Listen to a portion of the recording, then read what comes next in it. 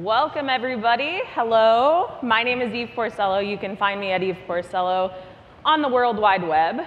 So,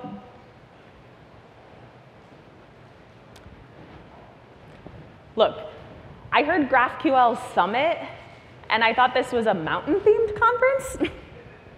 So, I kind of planned a mountain-themed conference. I've been watching these talks today, and nobody's really been talking about mountains. So I'm just going to go ahead with my presentation because, honestly, it's too late. I'm going to do it as planned. I'm here to talk to you today about teaching GraphQL because GraphQL and teaching GraphQL is my job. With our company, Moon Highway, my husband, Alex Banks, and I teach JavaScript, Node, React, and GraphQL classes. We've taught on LinkedIn Learning, and we're Apollo's first official training partner. And we also write O'Reilly books. Not these O'Reilly books. These O'Reilly books are about killing. But these O'Reilly books are about learning. And at Moon Highway, we think that learning is better than killing. It's just what we think. But we do think that you can kill it at learning. When Alex and I moved to Tahoe City, California almost 8 years ago, we learned something pretty interesting. When we told people what we did for a living, nobody really cared. Where we live, there are a ton of ski role models, but not a whole lot of tech role models. But there are people teaching in Tahoe all the time. So I'm here today to talk to you all about what I've learned from teaching from the mountains. And hopefully these tips will help you as you teach others. When you're learning something new, there can be a lot of frustration. And that frustration is there because of the distance between where you are and where you want to be. You want to be at the top of the mountain. And you think, how do I get there? Do I walk? Can I take a shortcut? But I want to be at the top of that mountain right now. And you feel like in order to be an expert skier, you have to go buy all this gear. You have to get all this stuff. And to be a GraphQL expert, you have to go learn all this stuff. Before you get started, you have to get all these NPMs. You have to learn all of this, and you won't be able to learn GraphQL unless you know it. But before you do that, and before you ask somebody else to do that, I'm going to suggest that you do something first. Think about what makes an expert an expert. This is Johnny Mosley. He's one of the best mogul skiers ever. He has a gold medal to prove it. But before Johnny Mosley was doing the dinner roll, that dude was focused on the fundamentals. Look at his body position right there. He's focused on making the turns. He's keeping everything perfect. And the same applies to being a chef. You could throw a bunch of food on a plate and charge people money for it. But chefs who take the time to learn the fundamentals can create magic by focusing on simplicity. Experts are experts because they focus on the fundamentals. And ski instructors know this. So on your first day of skiing, they don't take you out here. These instructors understand how to instill the fundamentals from the very beginning.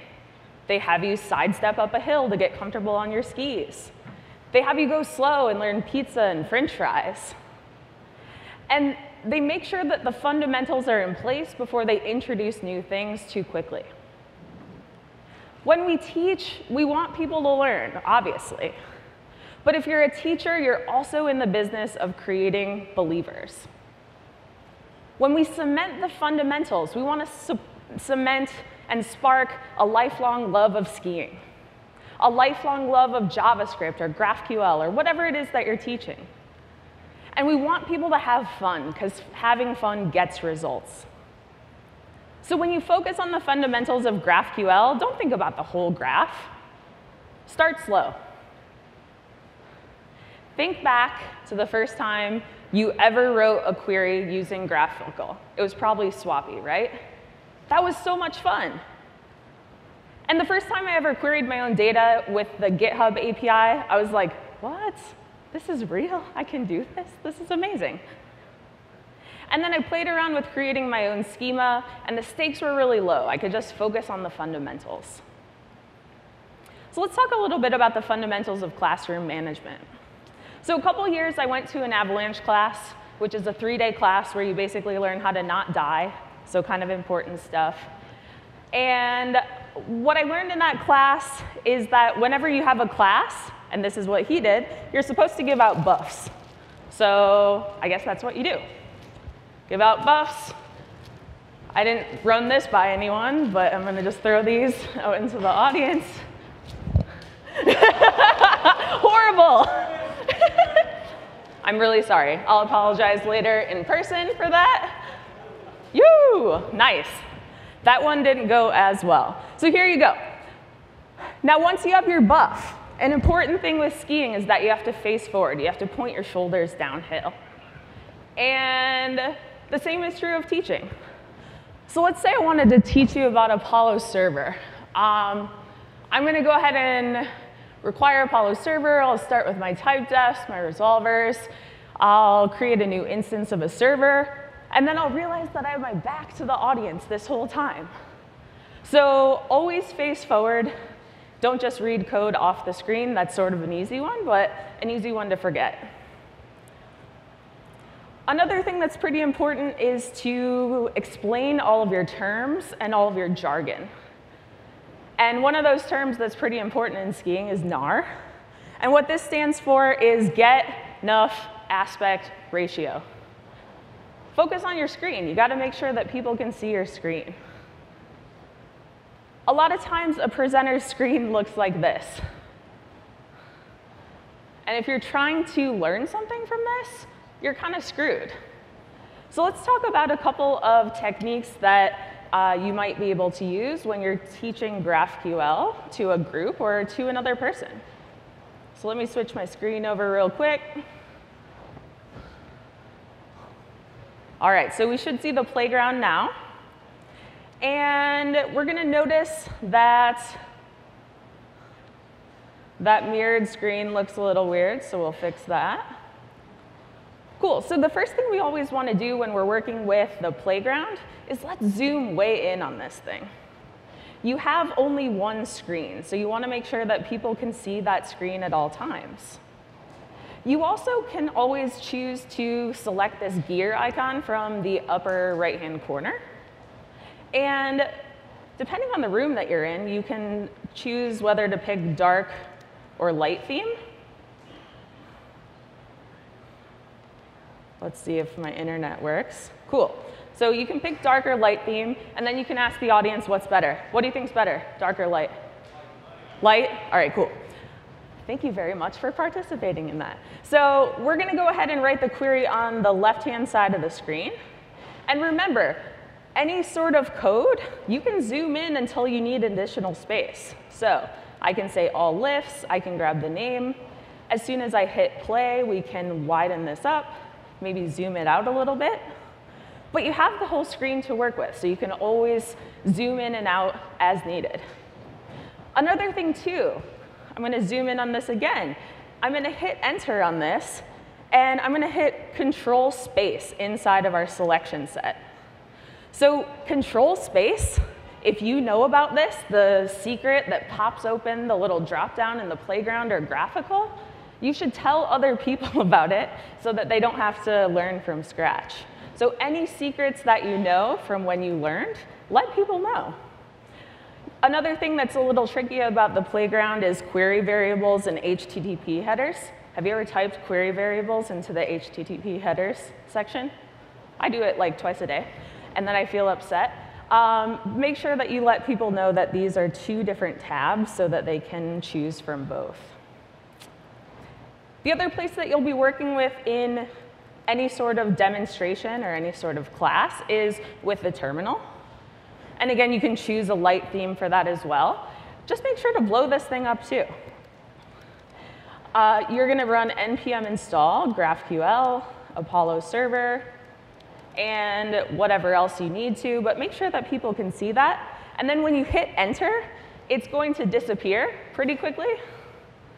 Maybe less quickly on a conference Wi-Fi, but just make sure that people can see those commands because they want to know what they are so they can run them.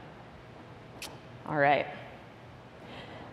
And finally, let's talk a little bit about VS Code. So if you're using VS Code or some other type of code editor, there's a few things that you can do to make this screen much, much easier to see. Thing one is you want to make sure to pick a high contrast theme, so something that you can actually see the text that's being written. Another thing that I learned recently from taking some Egghead courses from John Lindquist is what they recommend for their instructors is to select this view panel and to change something here. So check out the left-hand side of the screen. See the search and the GitHub stuff and all those extra notifications. Those are kind of getting in the way. Those are unnecessary for people to actually learn about GraphQL. So what you can do is you can select toggle Zen mode. And look at that. It's very zen. It's very calm. And all of that extra stuff is out of there. People watching won't be like, why does she have 5,000 GitHub notifications? That's so weird.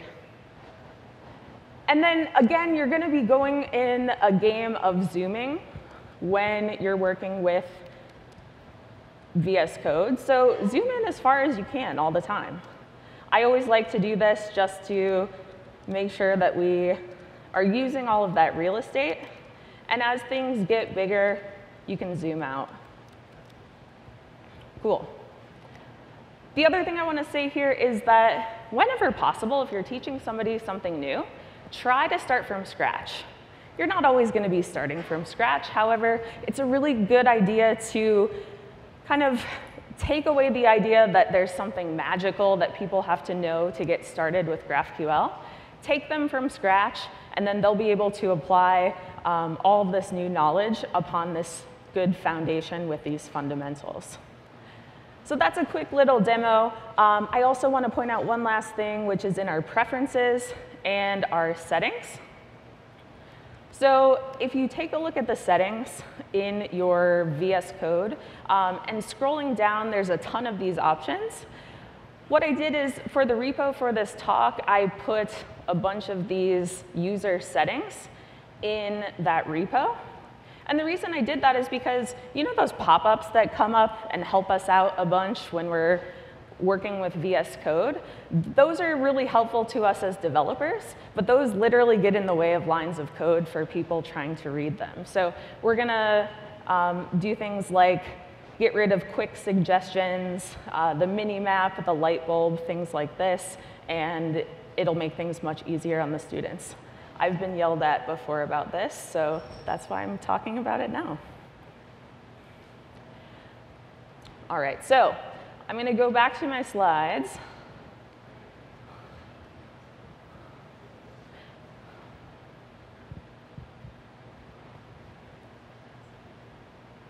There we go.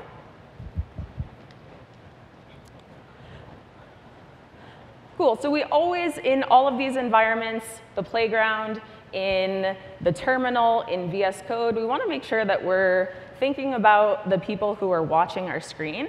And we want to make sure to include them in the process, make sure to do things like start from scratch. Do things like start from scratch, minimize cut and paste, and then zoom in and zoom out. So good screen work takes a whole lot of practice, but you also need a plan. So this picture on the right here, did anybody see this video? It's called The Crack. And this guy named Cody Townsend skied it. Now to ski this, having ski fundamentals in place is kind of a given, but he also had a plan. He knew about the snow conditions. He knew about where he could put in turns. And having a plan is super important, especially when you could like jam your head into a rock at any second. So as a teacher, you're in charge of the plan. And this brings us to our next acronym here, POW. People only want to know what your plan is. So time management is super, super important. And letting people know what the schedule is for the day is a great thing to do at the beginning of a class. Even if it's 2 hours or whatever, write up on a whiteboard or whatever you have available the schedule for the day. People want to know when lunch is, people want to know when the breaks are, and people want to know when they get to leave. So make sure to let them know that. Then what you can do is write on the board literally what you're going to do. So today we're going to cover GraphQL intro. We'll talk about the query language, the schema definition language, building an API, GitHub authorization. And once you do that, people think you have a plan. People will trust you, and you'll make people feel like they're in good hands. And then this also becomes a checklist. And as you move through the material, you can check off these items. So give the people the plan, and they'll take the journey with you. Another super important thing you need to consider when planning is time. So a lot of times the students you're teaching or their managers or whoever will come up with a list of topics that they want you to teach. And then they'll tell you to teach it all in 2 days. So all you can do at that point is figure out how much time you have and how to break down the day or days of the class. So you can break this down for however much time that you have. And then you can break this down even further for every section. So you'll have a roadmap for all of the things that you need to cover. So you'll start with the easier things, and then you'll build on that as you go. And then you can mark things as required if you want to. So we couldn't decide how to mark something as required, so we picked a shrimp. Felt like an essential item, so went with shrimp.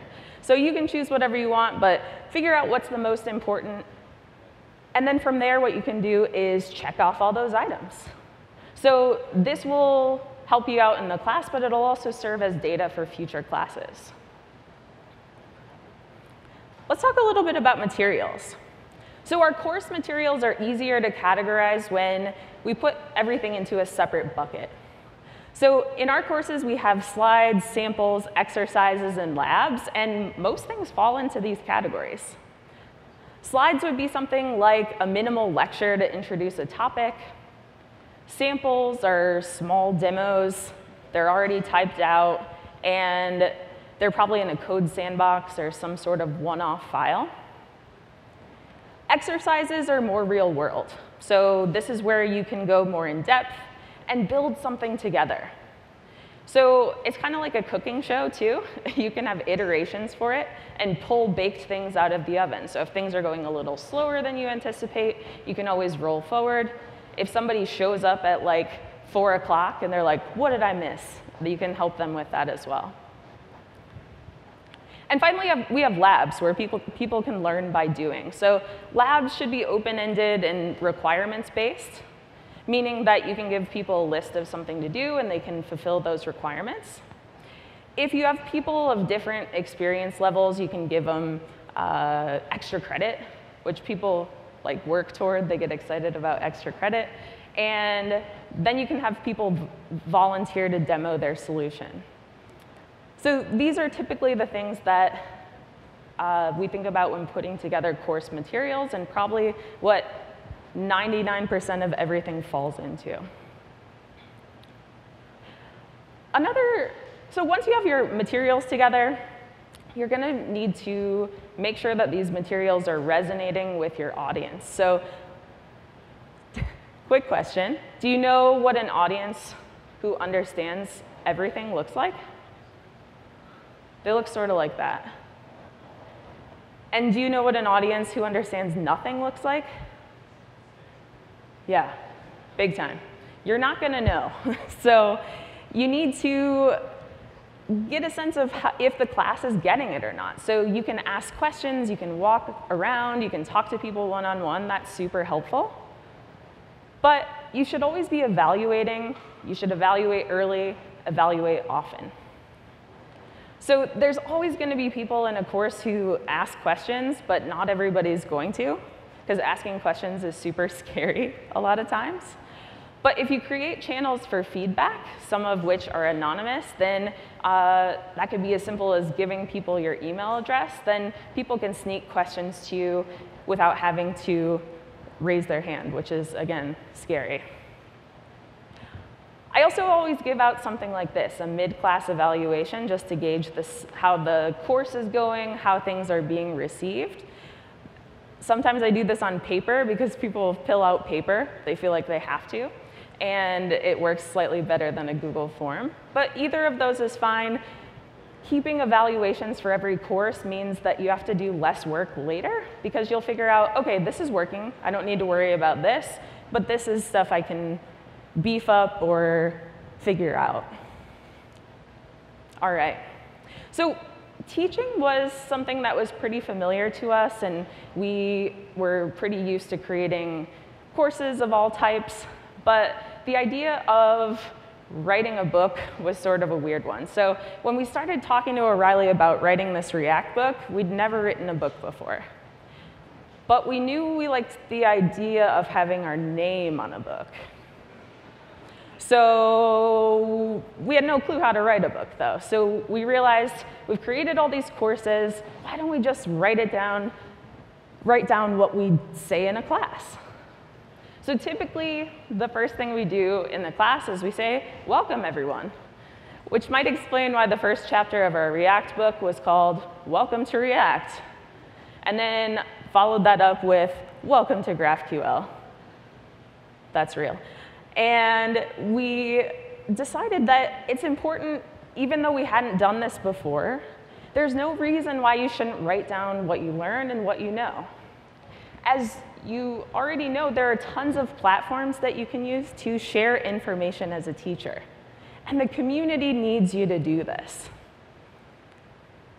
So recently, I looked at Google Trends to kind of get some information about GraphQL searches. Now, this graph looks pretty good over the last 12 months. But if you start comparing it to other searches, it gets a little more questionable.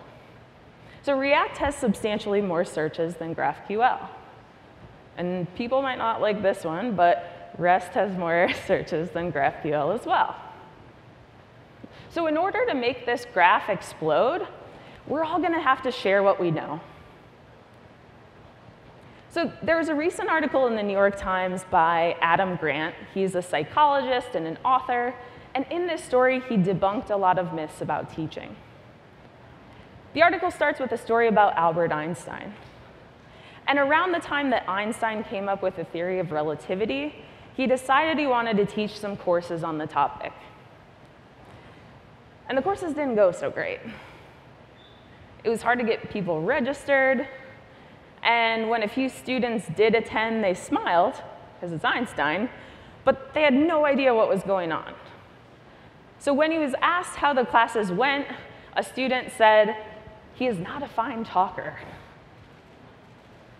And Einstein's biographer said Einstein was never an inspired lecturer, and his lectures tended to be regarded as disorganized, which makes a lot of sense given Einstein's hair and his office. That's his real office. So Einstein had thought a lot about relativity and thermodynamics, but not how to explain those concepts to students. And that makes sense.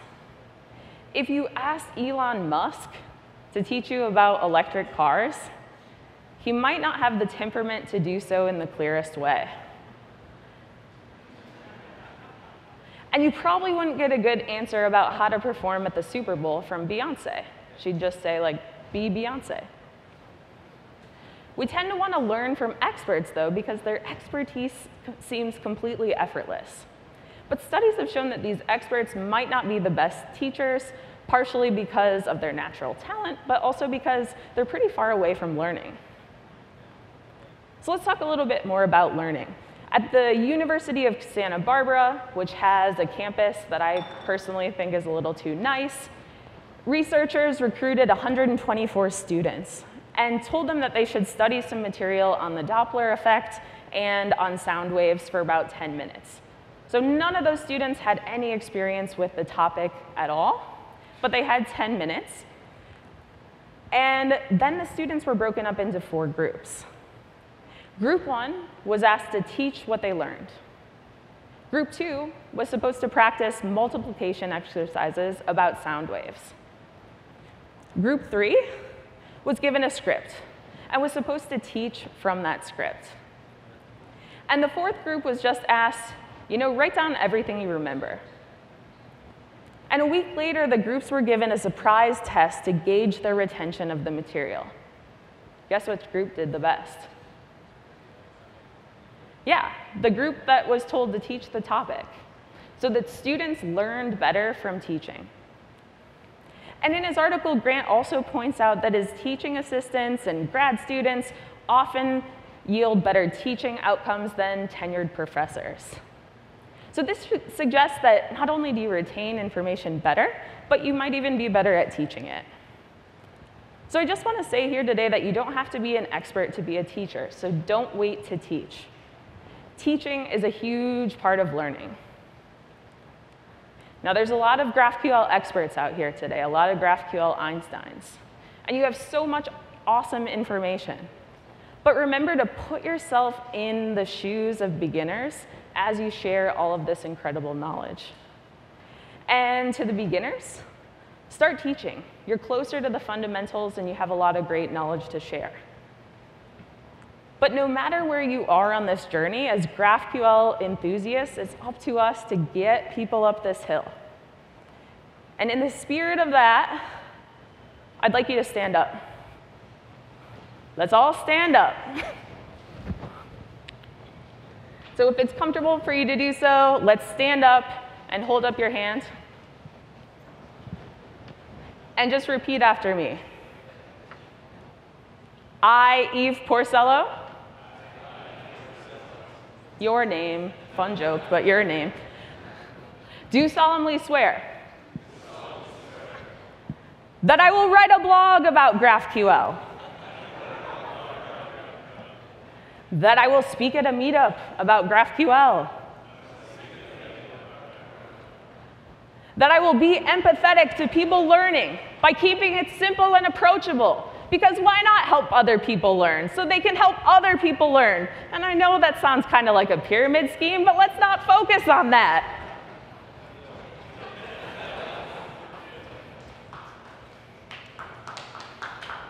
All right.